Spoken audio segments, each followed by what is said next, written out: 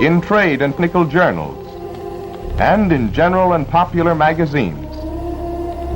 Giant presses print all these words.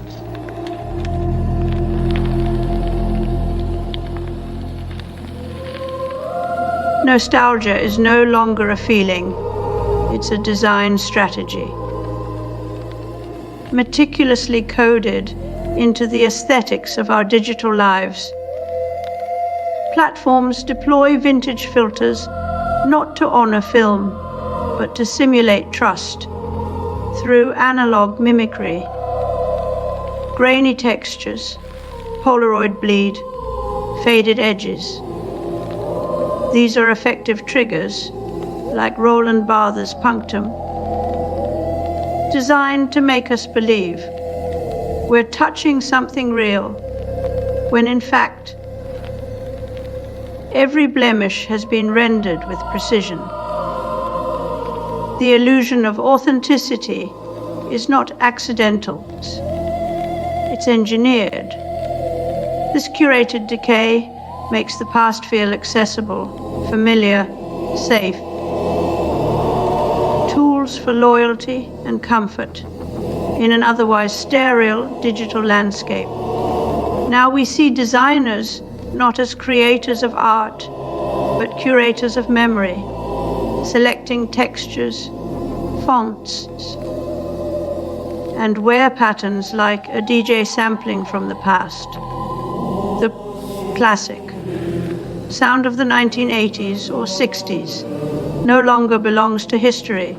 It's a modular asset, updated by new tech yet stripped of context.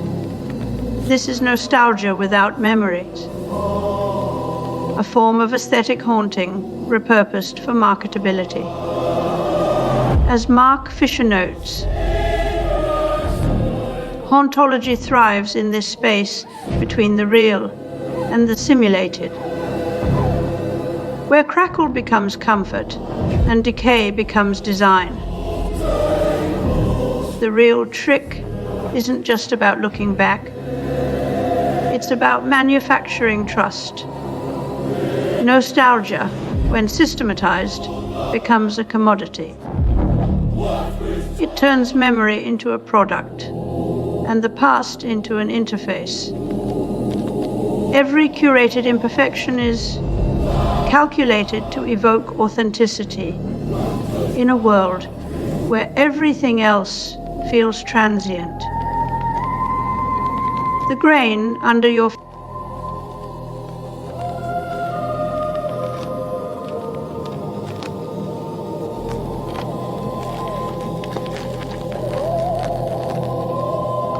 synthetic creativity isn't about replacing human imagination.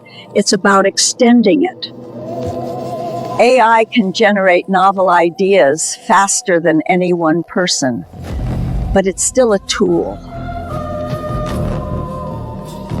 Once, imperfection was a mark of human craft, uneven lines in pottery, handwritten letters with smudges or ink blots.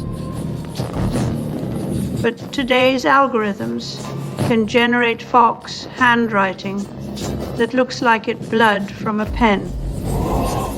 Music producers use humanization, tools to add jittery timing and soft stutters to perfect digital beats.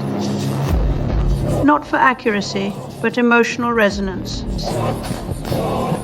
What was once the product of lived experience is now generated by code trained on what we assume makes something feel human.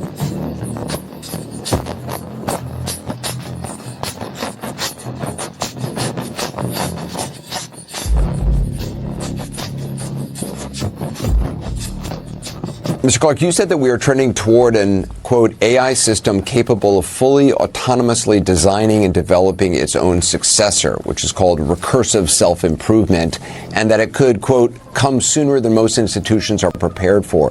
Let's start with what is recursive self-improvement exactly? The goal of AI industry for AI researchers has been to build systems smart enough that they could become a generally competent scientist and make scientific discovery. Obsolescence is not a flaw in this world of digital sterility. It's a feature. VH style transitions, CRT monitor ripples, and glitching pixels don't mimic the past for nostalgia's sake. They build trust.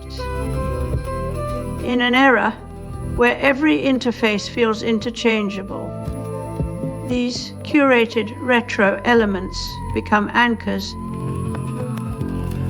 tokens of authenticity. They suggest that whatever we're looking at has history, even if it doesn't.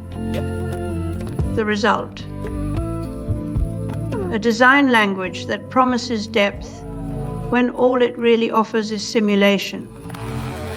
Just this week, Anthropic's co-founder warned that AI should slow down.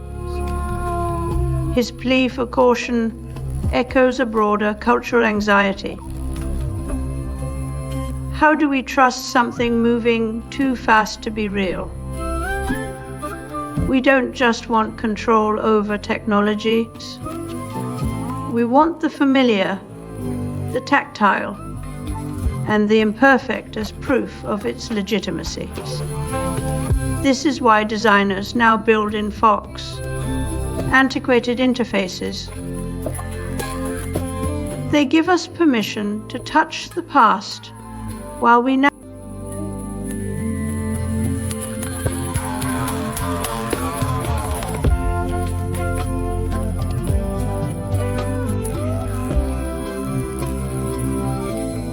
the line between authenticity and simulation begins to blur when nostalgia is no longer about memory, but about a curated illusion of it.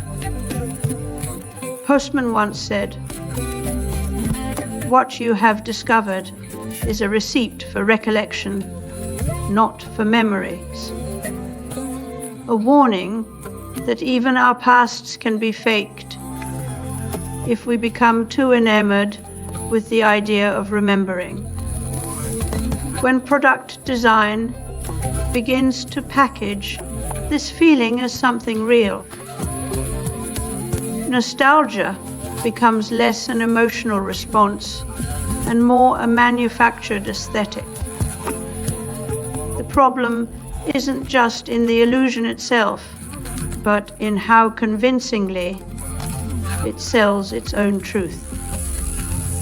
If nostalgia is now a tool for building trust, loyalty, and comfort through deliberate imperfections, then what happens when AI can simulate not just the look of authenticity, but the emotional weight too?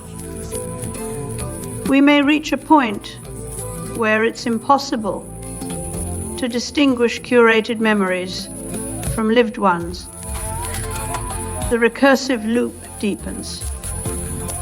Every time we get better at spotting fakes, someone else gets better at making them.